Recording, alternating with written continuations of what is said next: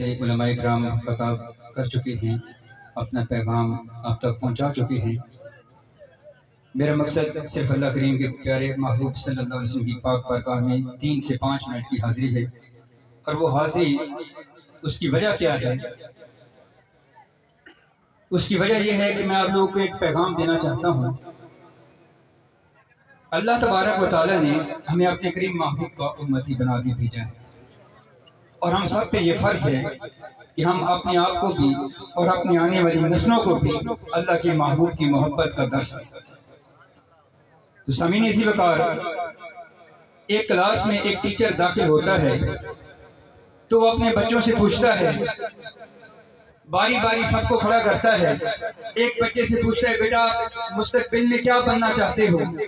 تو وہ جواب دیتا ہے میں ڈاکٹر بننا چاہتا ہوں۔ دوسرے بچے کو اٹھا کے پوچھتا ہے بیٹا آپ کیا بننا چاہتے ہیں؟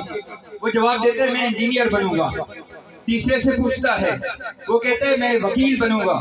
کسی سے پوچھتا ہے، کوئی کہتا ہے میں کرکٹر بنوں گا، کوئی کسی سیاستدان کا نام لیتا ہے، کوئی کسی کرکٹر کا نام لیتا ہے، کوئی ڈاکٹر بننا چاہتا ہے، کوئی انجینئر بننا چاہتا ہے۔ آخر میں ایک بچہ بیٹھا ہوتا ہے جو خاموش ہوتا ہے۔ جب استاد اس کو کھڑا کر کے پوچھتا ہے بیٹا تم کیا بننا چاہتے ہو؟ تو جواب دیتا ہے میں نور الدین زنگی بننا چاہتا ہوں۔ وہ جواب دیتا ہے میں نور الدین زنگی بننا چاہتا ہوں۔ اس کی وجہ کیا ہوگی؟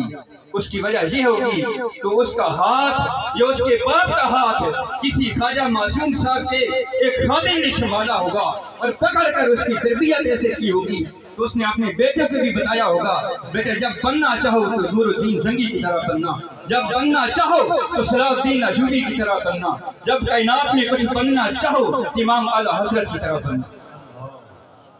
تو سامعین محترم، ہمیں اپنے بچوں کو یہ تربیت دینی ہے کہ ہم اپنے بچوں کو کل کے مستقبل میں کیا معمار بنانا چاہتے ہیں۔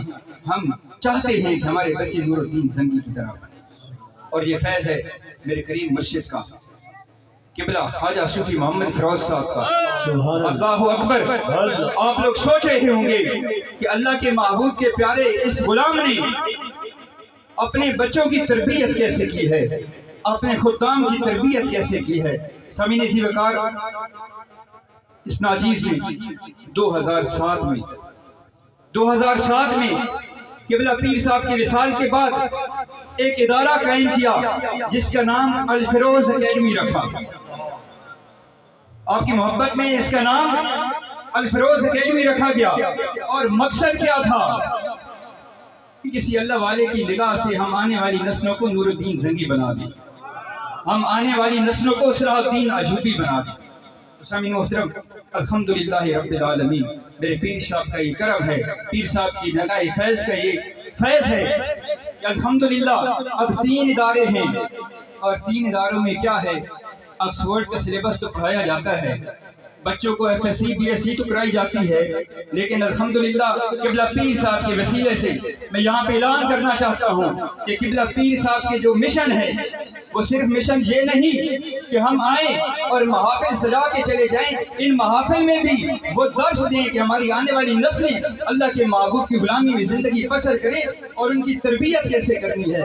اللہ کے فضل و کرم سے، پیر صاحب کے فیض سے اب ہمارے پاس کیا اداروں میں جو معاملات ہیں وہ کیا ہیں، بچے ہمارے دین نہیں پڑھتے، دنیا تو پڑھ جاتے ہیں، لیکن جب پیر صاحب کے نام سے جو ادارے رکھے گئے نا اس میں کیا ہو رہا ہے کہ جو ہمارا بچہ تیسری کلاس میں آتا ہے نا، تیسری کلاس میں اور ایف ایس سی کرتا ہے وہ عالم دین بھی بنے گا اور حافظ قرآن بھی بنے گا۔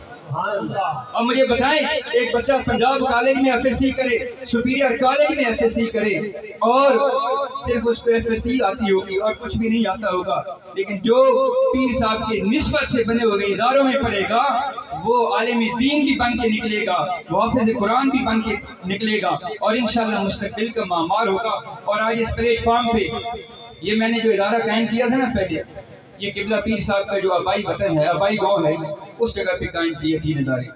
اب انشاءاللہ اس جگہ پہ کھڑے ہو کے پیر صاحب کی نگاہ فیض کا صدقہ میں یہ اعلان کرتا ہوں انشاءاللہ عز و جل قبلہ پیر صاحب کے علاقے میں دریا خان میں ان قریب ہم ایسا ادارہ بنانا جا رہے ہیں جس میں آپ کے بچوں کو جو تیسری کلاس میں ہمارے پاس آئیں گے، 12ویں کلاس تک ہمارے پاس پڑھیں گے انشاءاللہ عز و جل، وہ نور الدین زنگی بن کر نکلیں گے، وہ صلاح الدین ایوبی بن کر نکلیں گے۔